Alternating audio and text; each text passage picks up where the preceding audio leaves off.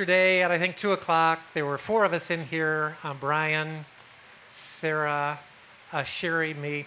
We all got up front and we realized we had no idea who was in charge and no idea what the subject was.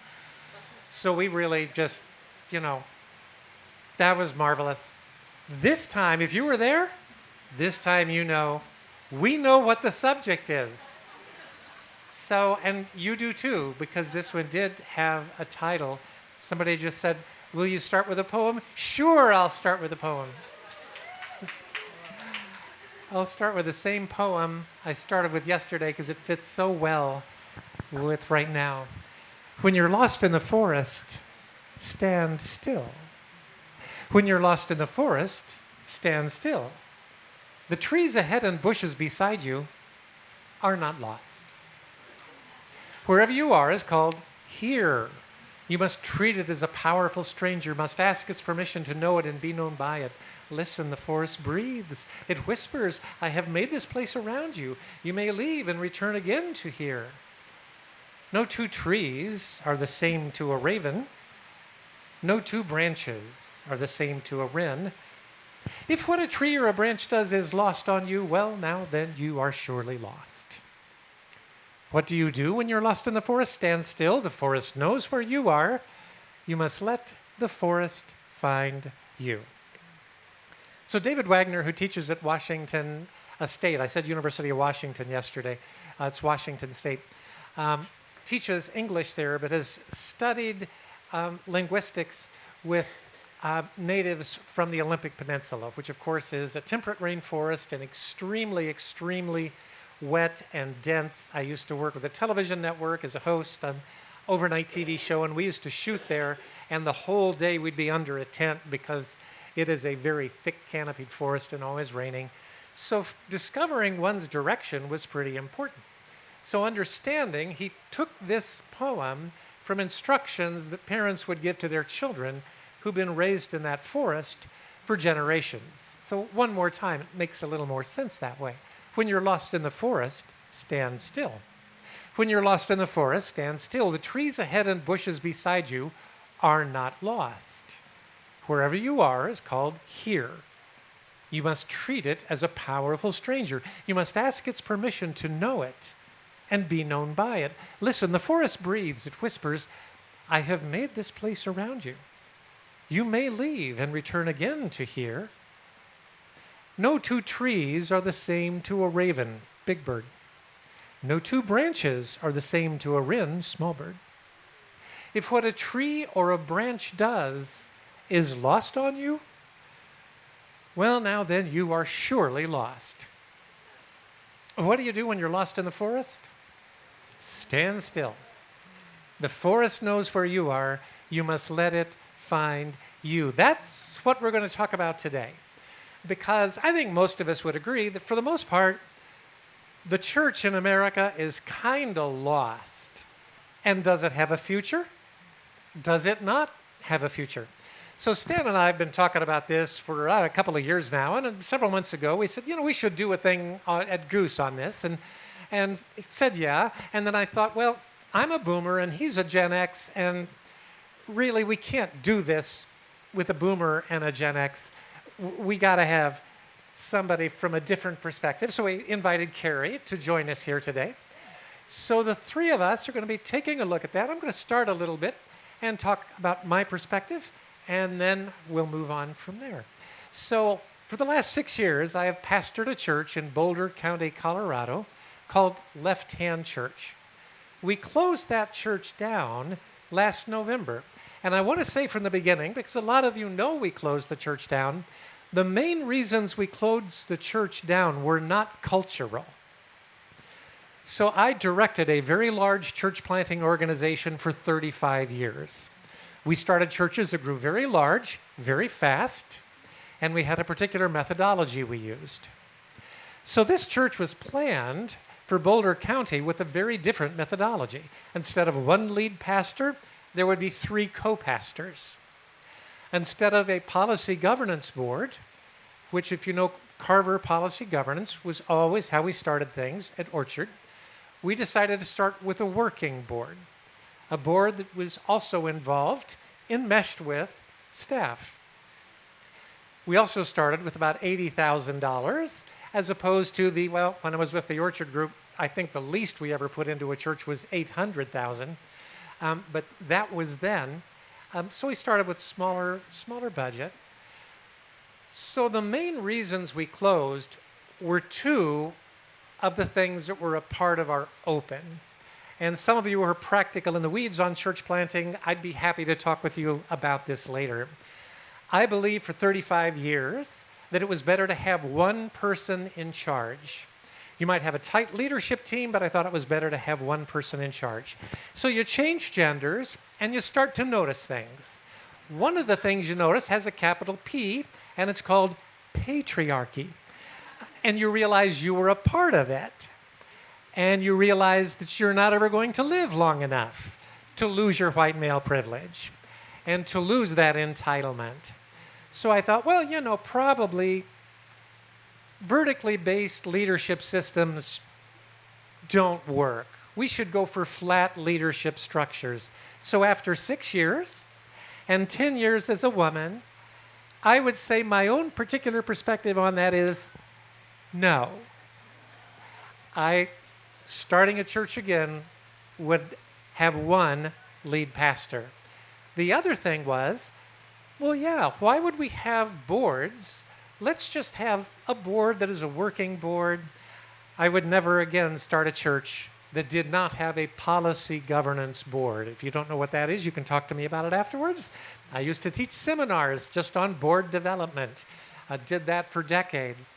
But I would not start a church again that did not have a policy governance board. In my case specifically, I'd say a Carver policy governance board. So those were the two main reasons that my remaining co-pastor and I decided to close the church, because we were just tired of dealing with the stuff. But other things contributed to it that are contributing to the church's shrinking nationwide. So throughout the 20th century, in the neighborhood of 70% of Americans identified with one local religious community. 70%. 1999, still 70%. 2021, 47%. That is a very marked decline. From 70% to 47%, 23 points in 22 years. From 1999 to 2021. What is going on that made that happen? I think there are several things. The first, foremost, that we tend to forget about is COVID. Because it doesn't matter where you are in the theological spectrum, COVID did not help the growth of your church. Whether you're a mega church of 20,000 or a church of 30 people, I don't know of any church that came out stronger than they went in. So I'm very connected to a lot of post-evangelical churches. A number of them were running in the 400 to 800 range before COVID. None of those that I'm aware of are over 500 at this point. And of course, for mega churches, it's much, much different. But I think there are other things involved that have more to do with culture at large. We're in the midst of a major paradigm shift, the likes of which we have not seen in 500 years. And we've only had a handful of those throughout the 2,000 years of the Western world. And those changes always begin and end in the same place. So they begin in the world of philosophy, coming out of the postmodern age, or coming out of the modern age, coming into the postmodern age. So, you think late modern age philosophers, Sartre, Camus.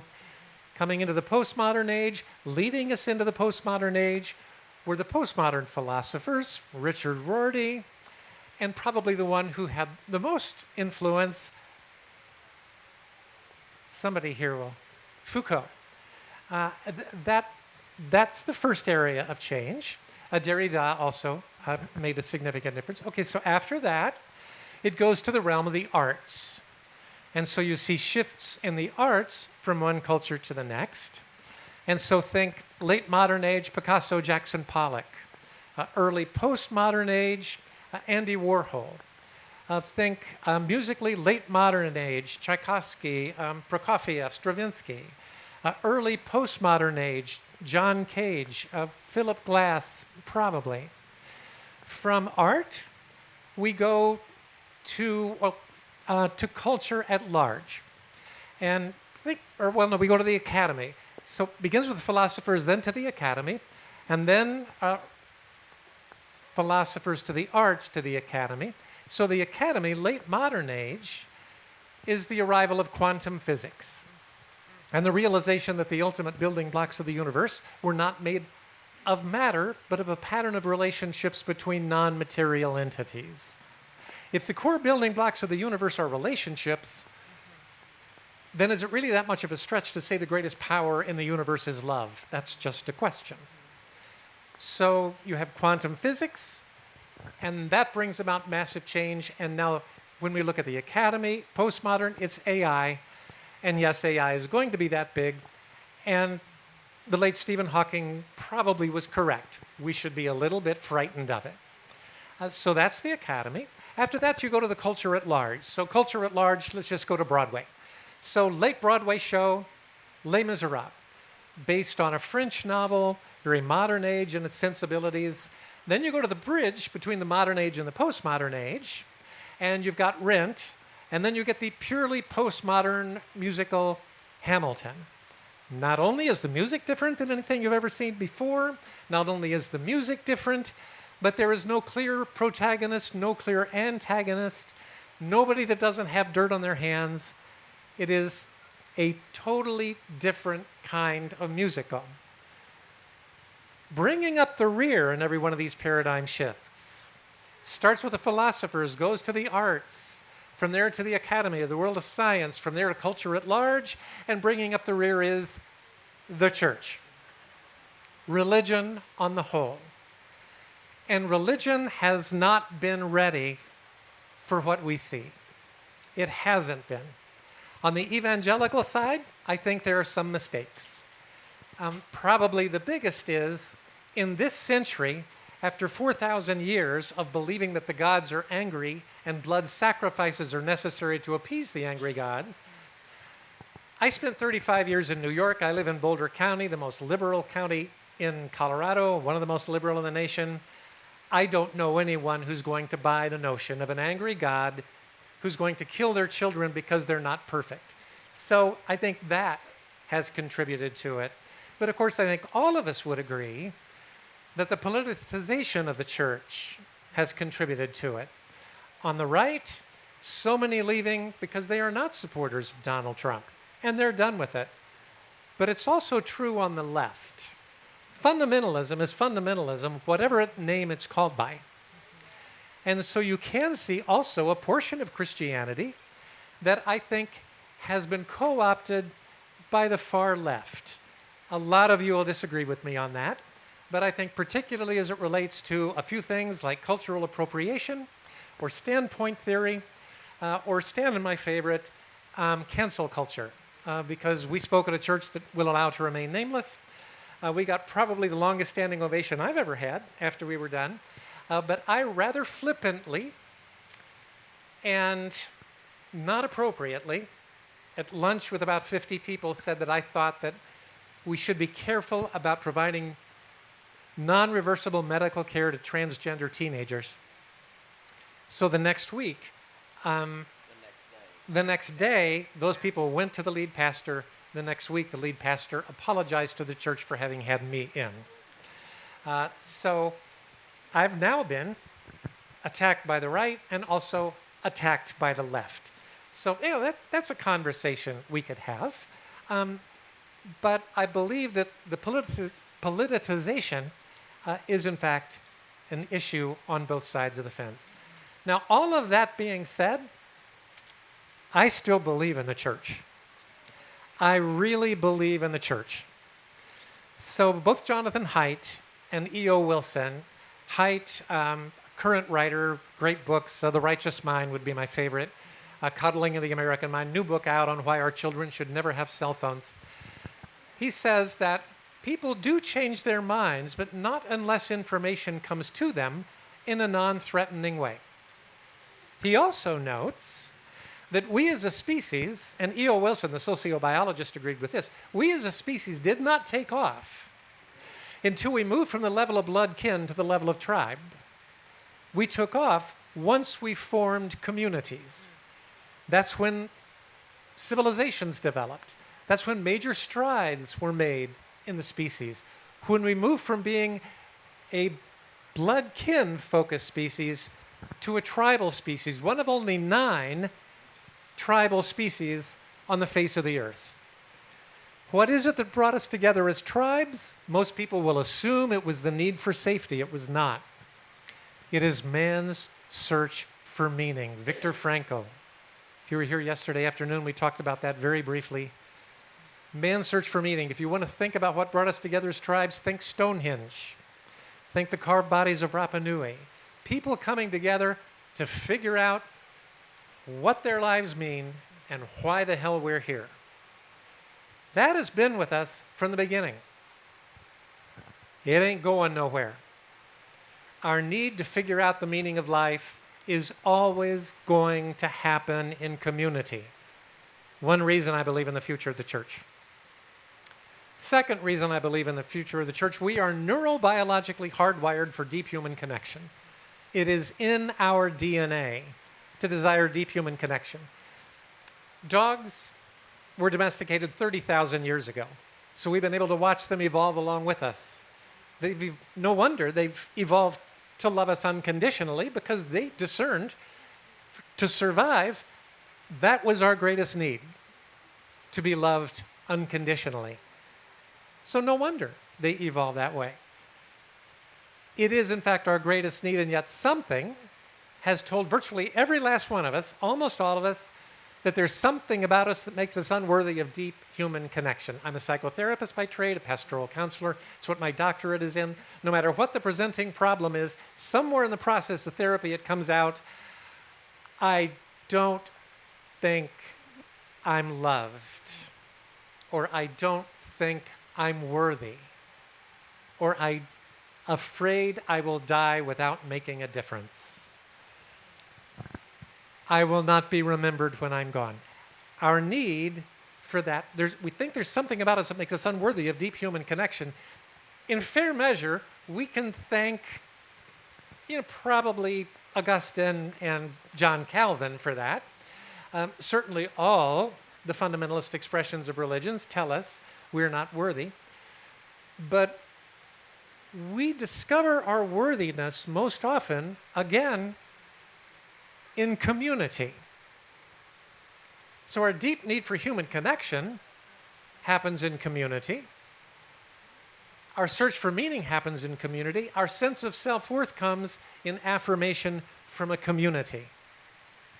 So I do, in fact, believe that tight human communities are built into our DNA and will go with us into the future. The question then is, what do they look like? So those are my words starting us out. And now we're going to go to Carrie and see what her thoughts are starting us out. And then we'll come to Stan, who none of us have ever known to be without thoughts. We're starting with the two extremes, and then we'll come to the golden mean. Probably quite true.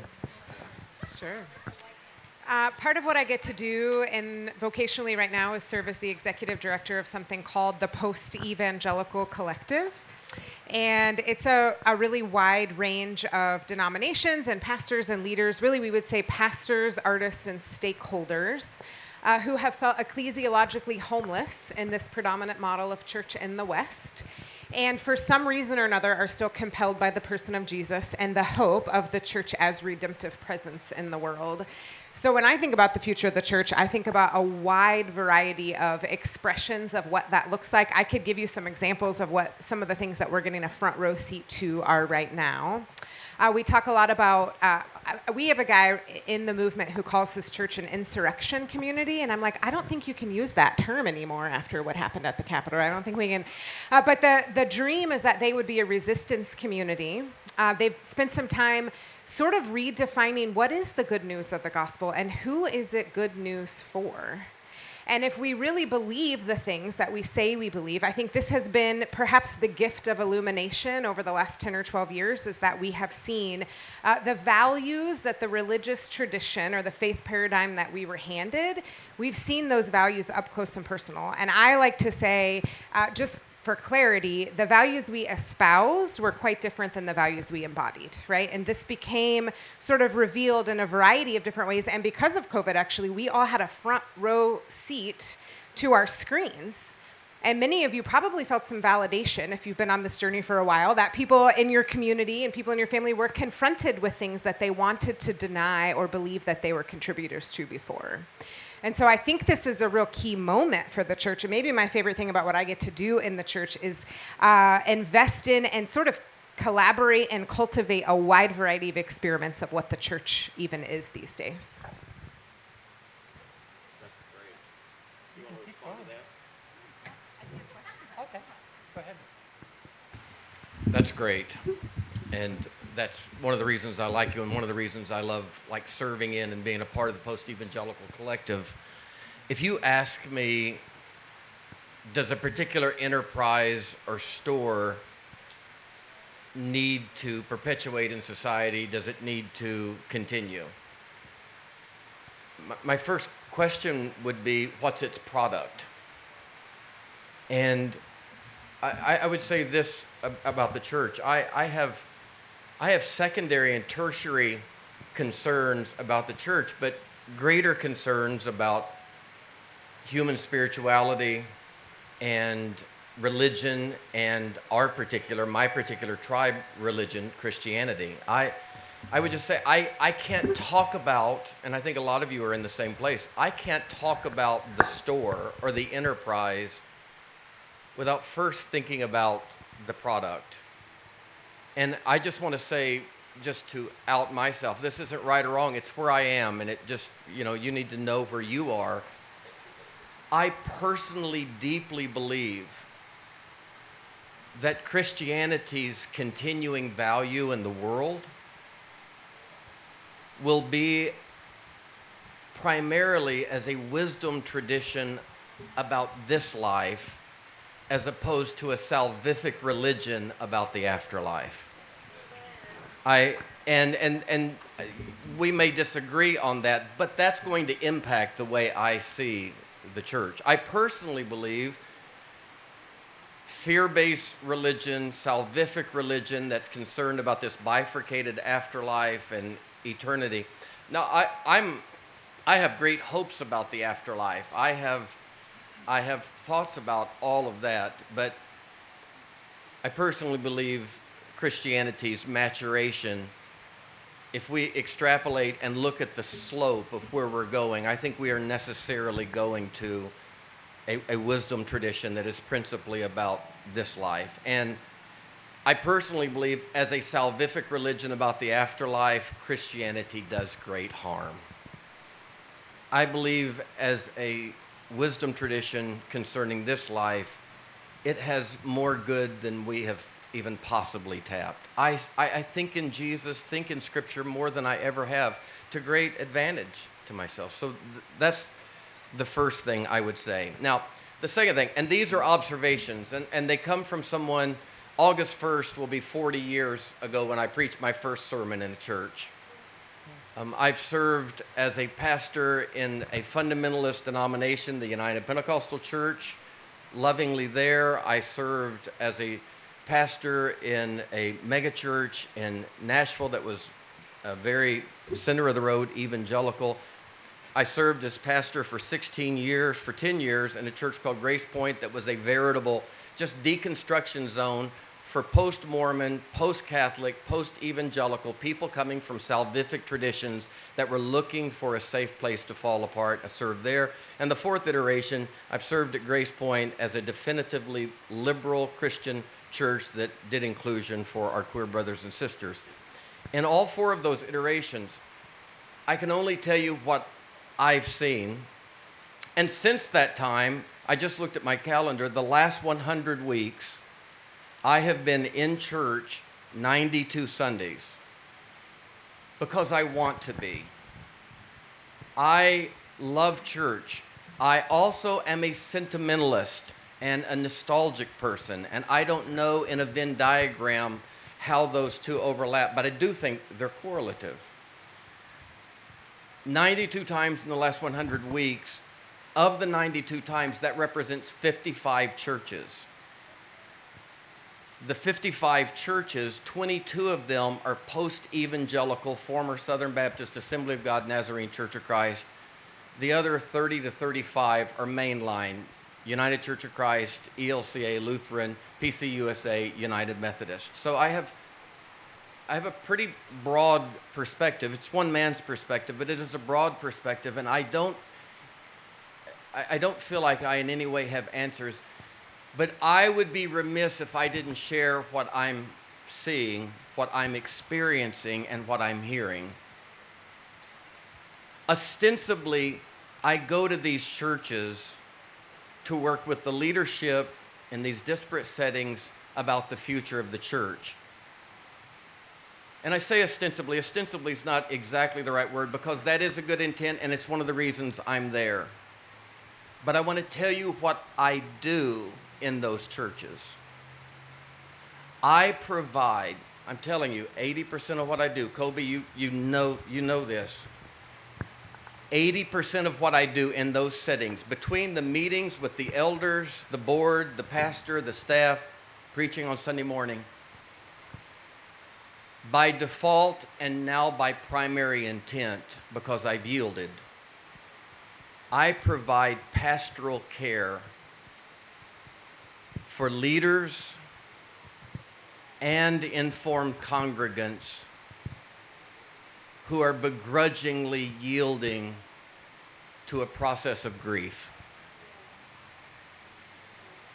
And that grief is rife with Kubler-Ross's denial and bargaining and anger and depression. I provide pastoral care and tell pastor after pastor after pastor, whether mainline, evangelical, post-evangelical, that they are not alone, they are not crazy, they have not failed, and this is really hard. Because the one thing we know as a guild and as informed congregants who care deeply, without figuring out the complex algorithm that has many parts and requires a lot of thinking and a lot of minds, more than just 3 generations or representations, Christianity's journey from a salvific, fear-based religion to an enlivening wisdom tradition that is worthy of its namesake, Jesus. That process is not only an appreciable process, it is an enjoyable, beautiful process that is transformative for us as individuals. But it is wreaking havoc in our institution. It is wreaking havoc in this organization called the church. We have not, as a wisdom tradition that is not blood-based and fear-based, we have not in any way approximated the numbers on Sunday morning and the money in our coffers that fear and shame and guilt and a blood-based religion approximates. We haven't gotten close. I'm dealing with pastors who are not in atrophy. These are not 28-year-olds right out of seminary. These are women and men. These are people who are in their 40s and 50s that are having Erickson's generativity crisis, and it's impacting their faith. And they're coming back to these things on grounds of integrity, and they are, for the first time in their life, doing something that even remotely approximates taking up a cross that might cost them something. They're doing better work. They are better pastors. They are truer people than they've ever been. But their vocational world and their vocational success and the congregation's life is abandoning them and forsaking them. And the observations are 70% of the post-evangelical churches I'm working with are in the process of selling off real estate. Do you mainliners have any connection to that idea? The mainline, Anna, is selling off real estate to fund retirement promises to people gone by. Our churches, Ray, Kobe, our churches, GracePointe, we are selling off the equity. Our detractors say we Robin Hooded them. But we didn't Robin Hood them. We have carried the equity of real estate with us, and it is buying us time to continue our downward slope numerically. And the crisis for us, there's a couple of crises, and I don't know what to do with them except to just keep my heart open. And whoever God is, I don't think she's popping Xanax and has an ice pack on her head because the whole thing's going to hell in a handbasket. I do believe the divine is okay. But in the meantime, I'm watching really wonderful people losing their vocations. I'm listening to pastors say, I would have signed up for this 1,000,000 times, but my kids and my spouse didn't. And this is killing my family. And I don't know how to transfer MDivs to car sales or insurance sales. I don't know how to take my resume and do anything else. And the congregants are saying, oh, you can do anything because they've watched us do what we do well and just acted like it would transfer easy. And we're scared to death. We're not just scared to death, we're sad. Because this was a devotion for us. And I'm watching what's happening right now as we're trying to continue our devotion and continue our professional life.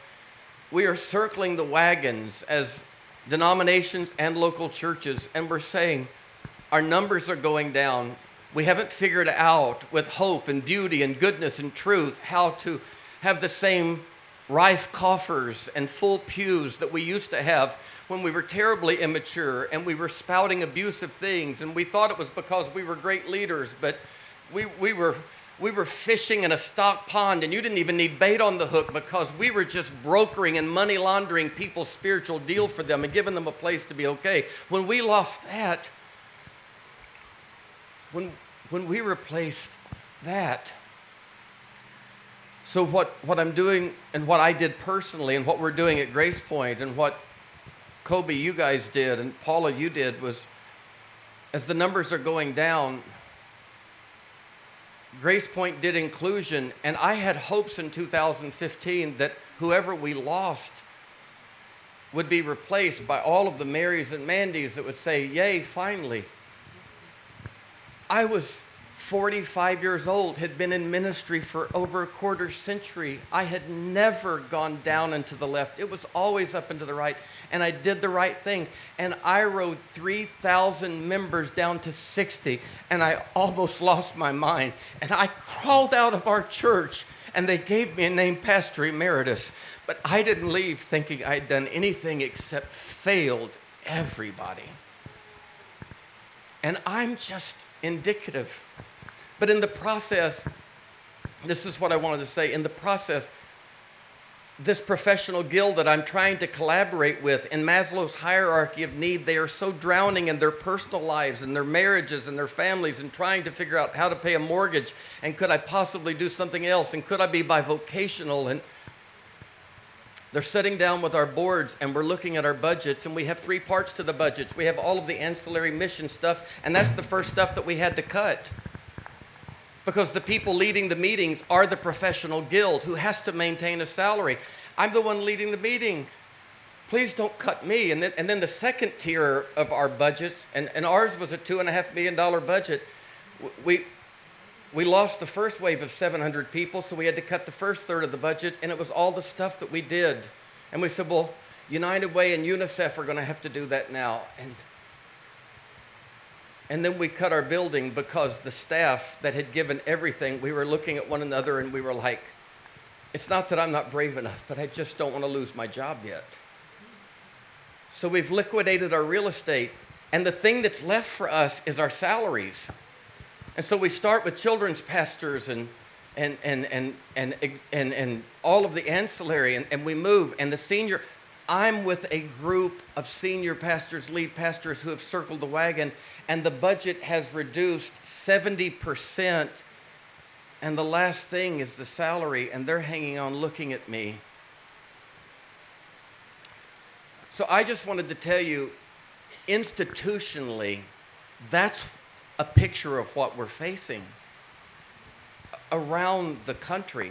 Now, here's my response to that. I don't know what the fix is on that. I love church. But I want to say this to liberal Christianity. When we started moving in our potterology and pneumatology and soteriology and hamartiology and all of those ologies, when we started changing our ideas about sin and salvation and Christology and the Trinity and all these things and the afterlife, and our statement was, we've made a mistake. We acted like the first century church was the archetype. It wasn't the archetype. It was the beloved infant. It did not give us a fixed and final interpretation of the life of Jesus, either on salvation, sin, or the afterlife. It was the first attempt, and it was a good attempt, but we are not obligated to set a first century interpretation as orthodoxy. And we knew that on sin and salvation and the afterlife, but we didn't act like that on ecclesiology or the doctrine of gathering, church, koinonia. And I'm just saying, I think it is high past time, 200 years of liberal Christianity, Unitarian Universalist, mainline, unity, religious science, now the post-evangelical interlopers that have come along. It is time for us to look at our models and do the same thing that we think principally we are supposed to do with Jesus on everything, and that is say, how do we bring this magnificent, beautiful, divine life to bear upon community? And I don't know that that looks like the first century's idea of diaconates and offerings and gatherings and meetings, the way we are trying to pull it off. I'm not sure about that. So all of that makes me think about Rilke's The Man Watching. Toward the end of that poem, he's talking about Jacob. He said, when the wrestler appeared before the angel, the wrestler's sinews felt long like metal strings. The angel felt them under his fingers like chords of deep music. Whoever was beaten by that angel, this is why I memorized this poem. It's much longer, but I won't. Whoever was beaten by that angel, though often the angel simply declined the fight. I just love that. Often God simply declines the fight. Okay, fine, you want to do this? Do it. Whoever was beaten by that angel, though the angel often declined the fight, went away proud and strengthened and great from that harsh hand that kneaded him as if to change his shape. Winning does not tempt that man. Winning does not tempt that man. Winning does not tempt that man. This is how he grows. By being defeated decisively by constantly greater beings. That's Rilke's The Man Watching. We've been defeated. Where is our hope? Where's our hope, Carrie? Sure. I don't know how I have an answer to that, but I have a response and maybe some things to just to invite you into that are provoking my imagination when it comes to the future of the church. I mentioned so much of that is in the experimentation, and I think maybe my background helps a little bit in this, but I've been in vocational ministry for almost 20 years now. Started at a Southern Baptist church. I was a youth pastor for the first couple months until they hired someone who was way more complementarian than the lead pastor, and then I became a youth director. And then went from that, after a couple of years in Southern Baptist world, to Willow Creek Community Church. And so my journey that way was actually quite expansive for me. And I didn't realize at the time, I think now I would say, oh, Willow was actually sort of a liberal evangelical church. And the way that the gospel expanded for me, there were some positive ways. There were some things that were formed in me. Seeing women and men serve in leadership side by side was an expansive picture of what the gospel was intended to look like. Exploring racial justice and talking about compassion and justice, not being social justice, but being core parts of the gospel, that was expansive for me. I went on a journey of even, I had this expansive experience heading into Willow Creek. And then at the same time, I mean, if you have seen headlines, what was at one time one of the flagship churches in North America and around the world, there was a revelation about abuse that happened there. And I think it cracked many of us open and allowed us to see the systems and structures did not represent this vision for what mutuality was supposed to be at that time. But my heart was still seized by the idea that mutuality was a part of the gospel, that there is something liberative about the gospel, that you talked about patriarchy in the church. These things exist in the church, and these things exist outside of the church. And as I sort of became shattered in my experience at Willow, I still found myself compelled by the person of Jesus. And I still found myself so compelled by the redemptive potential of the church. I shared this morning, and part of my deconstruction journey then was to go to seminary. I know that's not everyone's journey.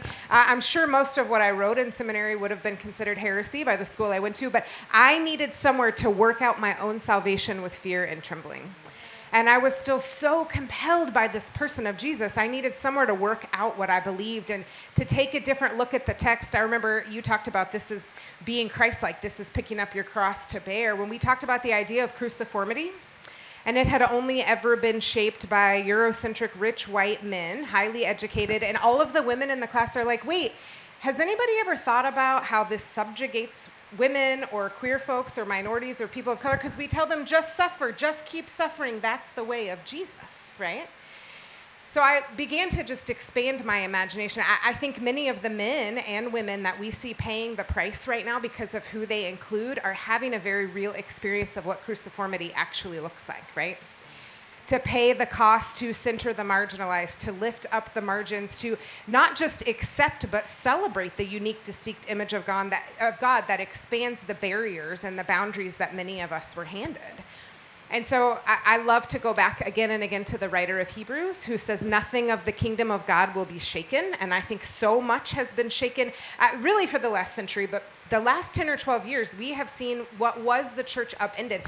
What happened at Willow Creek was a personal shattering for me, but it was a gift of illumination. It was one of those old cedars that was dying on the inside. It was decaying on the inside. And I think it gives us the opportunity for a new imagination for what the church could be like. If mutual flourishing, and part of my own journey in the church was going back to my indigenous roots and my spiritual roots, getting in touch with that part of what you can tell what someone believes by how they behave. Sort of a core tenet to indigenous theology. And that's expanded my imagination, both for God's original intentions for creation and then for what is unleashed. You talk about good news, the kingdom of God here and now. I believe it is a metaphysical reality that we have access to here and now. And we have churches that are pursuing becoming redemptive presence in the communities that they're in. It's contextual. We don't have like a statement of faith, doctrinal statements. We have really a set of values that we're seeking to embody as the church, and that looks so distinct and unique in the communities churches are a part of.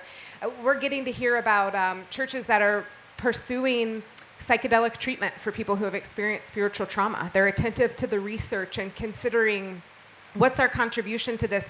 Churches that are intentional communities where people are living and working together. Churches that are focused on addiction recovery and healing. Churches that are listening to voices outside of that traditional theology that many people were handed and are centering voices of marginalized. Churches that are looking at the communities they're in and saying, what does it mean to be redemptive presence here?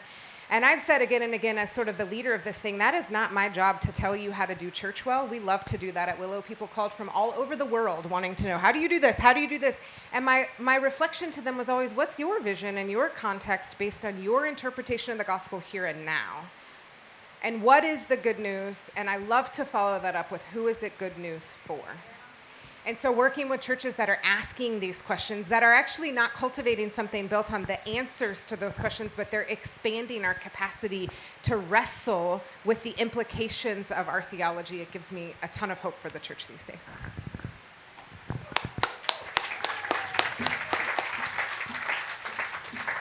Thank you, Stan. Thank you, Carrie.